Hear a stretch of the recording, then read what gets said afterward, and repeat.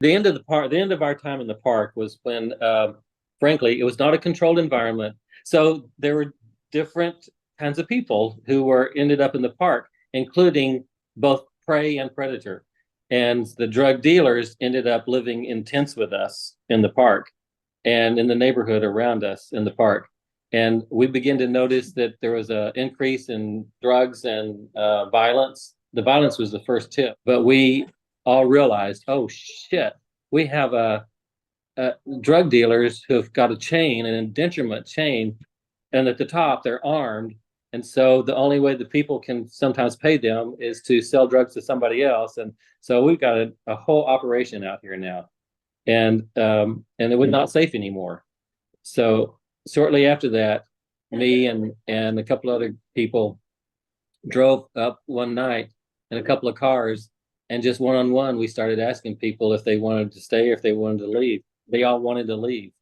A part of the story I remember is that there was a newspaper article that kind of got the community's awareness of this encampment.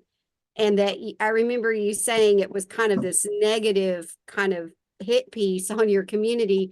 But what it did was people started offering to help get them out of the park. And that's Well, yeah. So at the same time that we decided to move out, the one of the city council members was being kind of bombarded by the homeless haters from Flower Bluff, and he actually sent a drone up and took pictures of us and put it on TV and told the whole Corpus Christie community where we were and what was going on. And we don't want any tent cities in Corpus Christie, so it was very negative. And so the city did decide that they had to evict us from the park.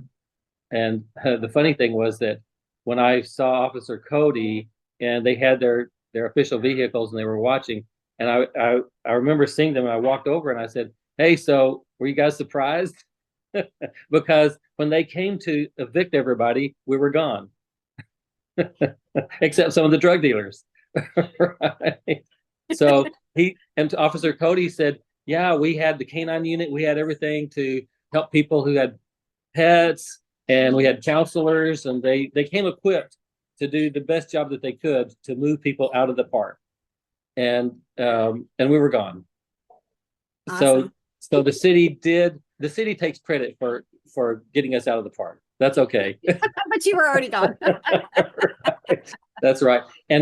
So we did get a hotel, and then the next day the Salvation Army, who still had a lot of COVID money, processed everyone from the park. They processed about 40 or 50 people that Saturday and the next few days, and they put them, and we lost some people. I don't know where everybody went, but they put everybody into a hotel or into housing. The hotel was to kind of a pipeline into housing.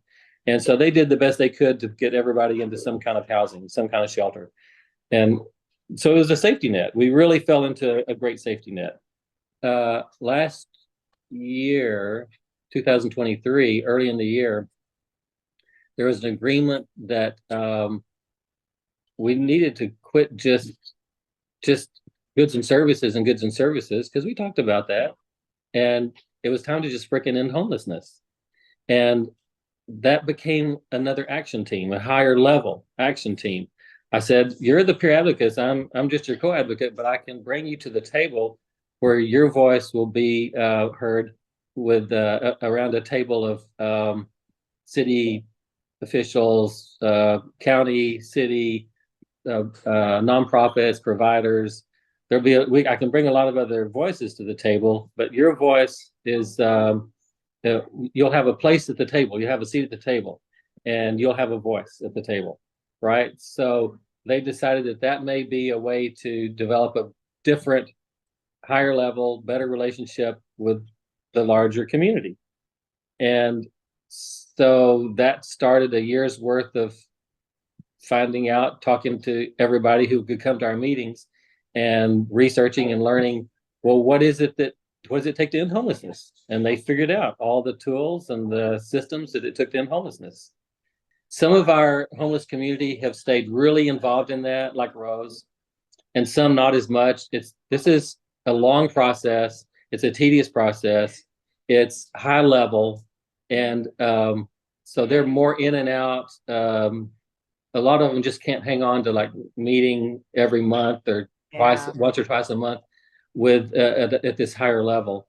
But the ones who do, they get everybody signed in, they read a little meditation, or they pray us in, or they do something to establish that they're the ones who are here to help lead these meetings. This ending homelessness action team, which has led to a lot other little action teams, like most recently, as they search for things that they can do that will actually make a difference. One of the gentlemen who started coming to the meetings, Marty Johnson, a guy of high capacity, he started coming to the peer advocate meetings, and he's one of my biggest fans and supporters. And they've fallen in love with him. He's kind of blunt and to the point. And so he said, if you want to change stuff, you got to get involved. You got to vote. You got to participate in things. And Coastal Bend Center for Independent Living is going to host a register people to vote. And right now, Rose has little flyers that she's handing out to get everybody to come to that event next week and telling everybody, this is our superpower. This is our superpower. We can vote. And are you registered to vote? Here's an application. And CIBSIL is going to come register us all next week. Right? Yeah. So it's like, that's another little action team that's part of the bigger action team. So little things come out of that.